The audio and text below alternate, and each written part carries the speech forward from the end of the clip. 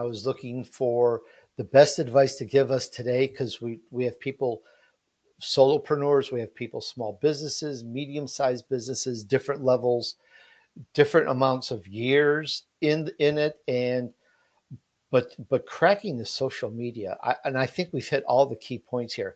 That's been the toughest thing to grow.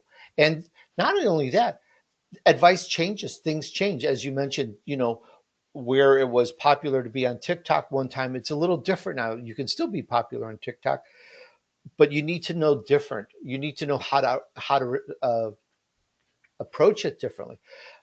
Ads were good way back in the day.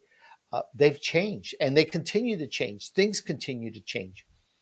But the one thing I don't think changes is you have something good to say, you say it, and you get it out there to the key places, to the groups and the people that you feel you can help and assist with it. I mean, that's what I think it's all about. Yeah, it's really tying everything together. What's I think the big scary thing is that social media and building a brand is hard. And when you look at the marketplace, there's not a whole lot of people who are good at it, honestly. And the few that are typically have their own brand or they're highly valuable to work with.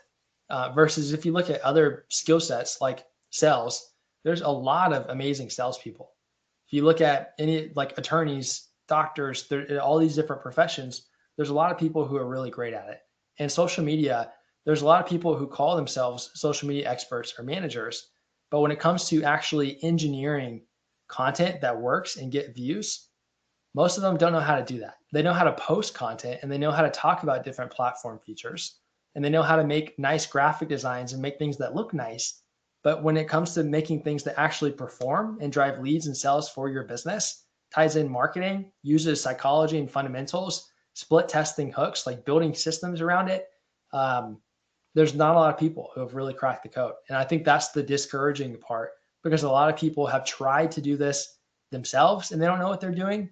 And then they've tried to work with other people who didn't know what they were doing either. And then they got burnt from that relationship. And now it's turned them off of social media because they just don't feel like it's going to work for them or they've given up on it or whatever the case. And it's really unfortunate. And I want to encourage you that you have to look, you have to vet, but there are people out there who know what they're doing. And when you work with them, they can produce like organic content, and having a big brand and presence on socials can truly become your most valuable asset and your biggest competitive edge because so few others have it.